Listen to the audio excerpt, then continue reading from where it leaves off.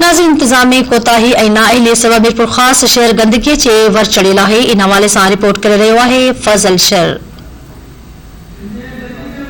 नाज़रीन, तव्हांखे अॼु असां मीरपुर ख़ास जे मीर कॉलोनी आहे, महाजर कॉलोनी आहे, नवाब कॉलोनी आहे, मेहरान कॉलोनी आहे, मुस्लिम कॉलोनी आहे, हीराबाद आहे, रहीम नगर आहे, गुलशन कॉलोनी आहे ऐं हाशिम नगर आहे।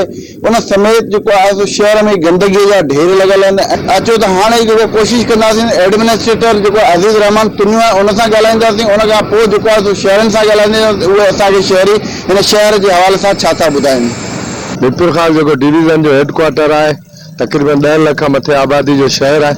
पर तव्हां इन शहर के ॾिसंदा तो इतने ड्रेनेज जो सिस्टम है, को अड़ो रोड खाली कोने जिते गलिन में गटर जो पानी गंदो पानी न हो।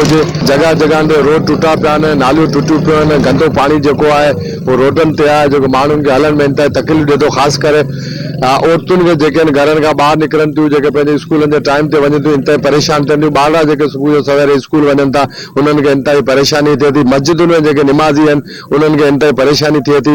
आला अख्तियार उनखां घुर्ज था करियूं त म्यूनिसिपल कॉर्पोरेशन जंहिंजो हेॾो हाणे कॉर्पोरेशन जो दर्जो मिली चुको, अॻे कमेटी हुई जिनकी एडी वॾी करोड़नि जी बजट आहे, उनखे सही तरीक़े इस्तेमाल कयो वञे ऐं मीरपुर ख़ास शहर जी जेका आवाम आहे उनखे जेको आहे अज़ाब मां छुटकारो ॾिए। मीरपुर ख़ास में एतिरा मसला मसाइल आहिनि कि गंदगी जा ढेर लॻा पिया आहिनि। ठीकु आहे, ऐं असीं वज़ीर आला सिंध मुराद अली शाह खां अपील था करियूं कि मीरपुर ख़ास में ख़ासि तवजो ॾिनी वञे, छो जो अचण वञण वारनि माण्हुनि खे इलाही परेशानी थी रही है। हर जगह ते पूरे शहर में चांदनी चौका वठी जरवारी शाखा पोतारिस पुल आहे, उन खां अलावा गरीबाबाद जो इलाइक़ो आहे, मेन शहर आहे, उते तव्हां गटरनि जो पाणी उतरे पियो आहे, जिते निमाज़ी अलॻि परेशान आहिनि, शागिर्द थोरे आम शहरी सभु परेशान आहिनि। सिर्फ़ इन ॻाल्हि जे करे जिते विधो त पानी गटरनि जो किनो मिलियो पियो आहे ऐं विच रोडनि ते बीठो आहे।